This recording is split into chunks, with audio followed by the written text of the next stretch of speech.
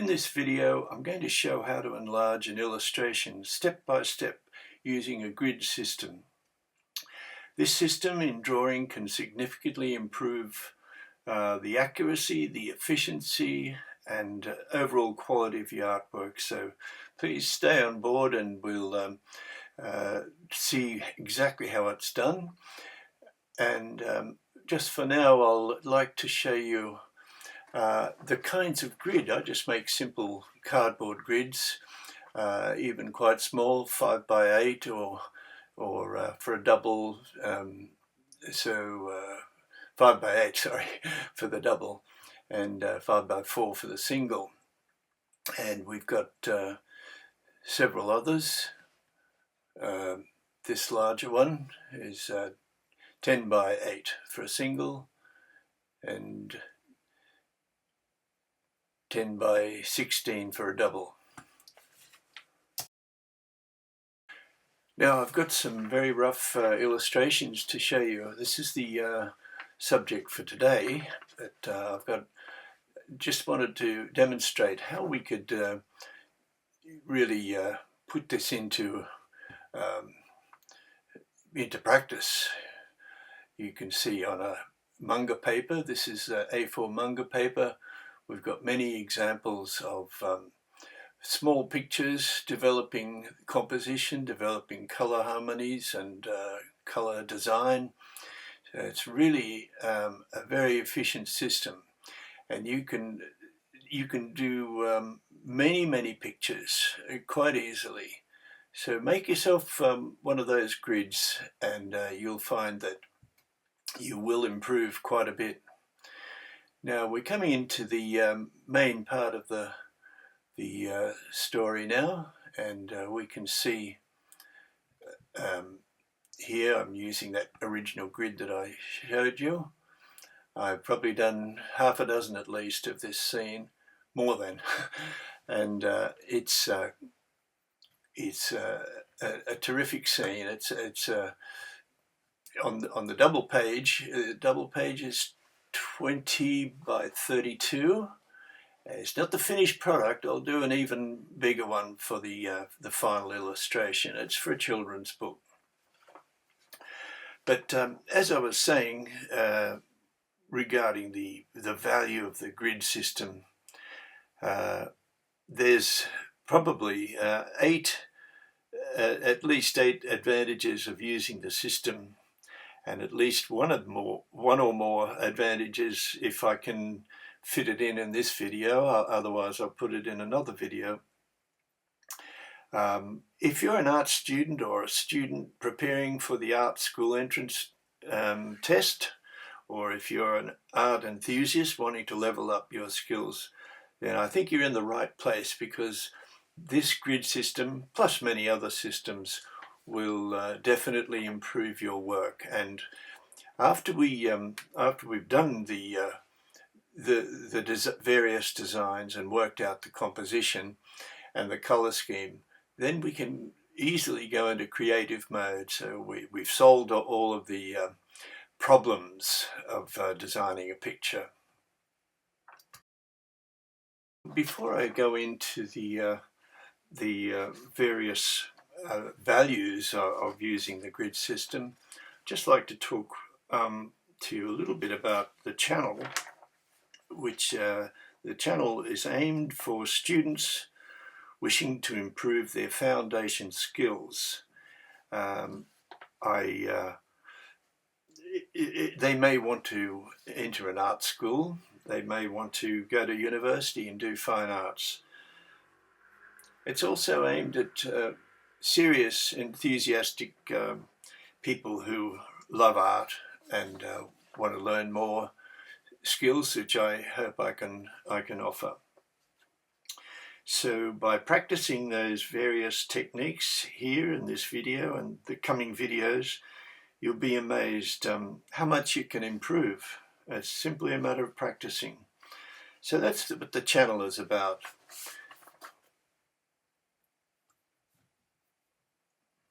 Now, what I'd like to talk about now is the advantages of this grid system. I try not to be too long-winded, but starting from number one, proportion and scale. So grids help artists to maintain accurate proportions and scale in their drawings. So perspective grids can help maintain alignment and perspective within the drawing. Accuracy grids enable artists to achieve a higher level of accuracy in their drawings. The fact that we can, in this case, we're enlarging, but sometimes we need to reduce as well, and we can scale up or down. And it's helpful for transferring subject matter. It's a good training tool for people that I'm talking to now. It's very, very helpful. And it's great for organizing. Now, I can tell you that, in my opinion, all those things are all very well, but the main thing I feel, the main thing about the grid is, once I've said it, just touched on it, but once you've created the design, so once you've created illustrations where you're using your imagination, one big advantage is that each time you draw using the grid, each time that you draw, you kind of get better ideas, and you start to see that ideas just pop into your head. It's amazing. So with regard to the ideas, why do those ideas pop into your head? Why does creativity occur? And the fact is that once you've solved the design of the picture, the proportions in the picture, the placement in the picture, all of those elements, once you've solved the color scheme, etc., then you're not concerning yourself. Those are sort of left brain functions, if you like. You're not concerning yourself with those left brain function items, and just spontaneously you'll find that ideas pop into your head, and you start to really become creative. And it's so enjoyable because your mind is at rest, and it knows that you don't have issues with composition and color, etc. You don't have to worry about those things because you've solved the problem. So that's where it's useful, in my opinion. All those other 8 items that I read out to you, they're really great. But in my opinion, the number one thing is that it enhances the ability to become creative. So we're coming up to some color, and I forgot to mention, I'll just throw on some paint. I won't take too much time with it, because, as I said, this is not the finished product. I'm not concerning myself here with finishing the picture. What I'm concerned with is developing this picture. I've been working on it on a smaller scale.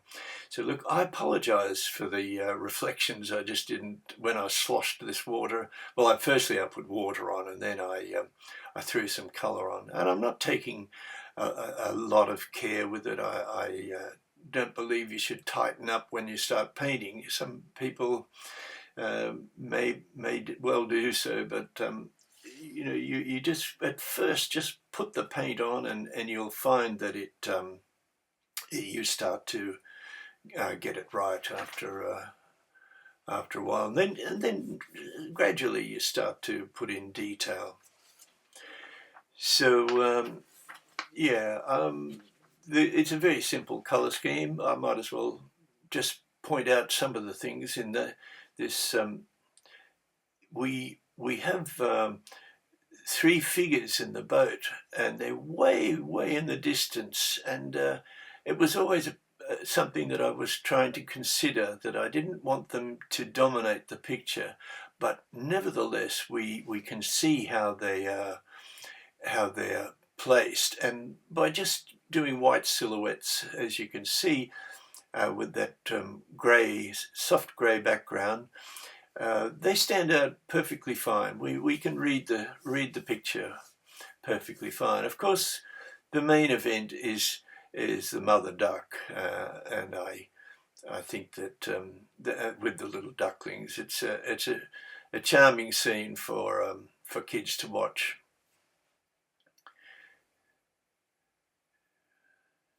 So when you start with watercolor, don't tighten up too much. One of my heroes, James Gurney, you may well have seen his channel.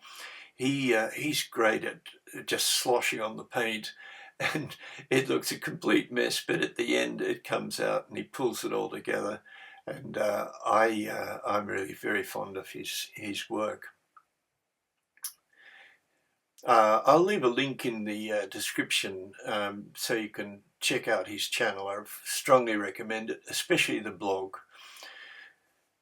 So here where I'm just adding a little bits of tone, not a great deal. This is watercolor, of course, but I may use gouache for or gouache and watercolor for the final picture. I could do it in oil. Either way, it doesn't matter to me. It's how you handle the paint's the important bit. Yes, so finding the design, that's the big advantage. I'll just recap by using the grid, we were able to design the picture and get it well balanced, and this rule of thirds is so helpful. It just the composition falls into place in terms of design. Just putting on a little bit of white gouache here just to see how it affects. You may well wonder, why is the boy pointing and try to recognize what the other two characters in the boat are actually doing. See if you can guess. So, as I said, this channel is designed for serious artists who want to. I want to try and impart my knowledge. I was a high school and college art teacher in Australia, and I have a BA in fine arts and a graduate diploma in education.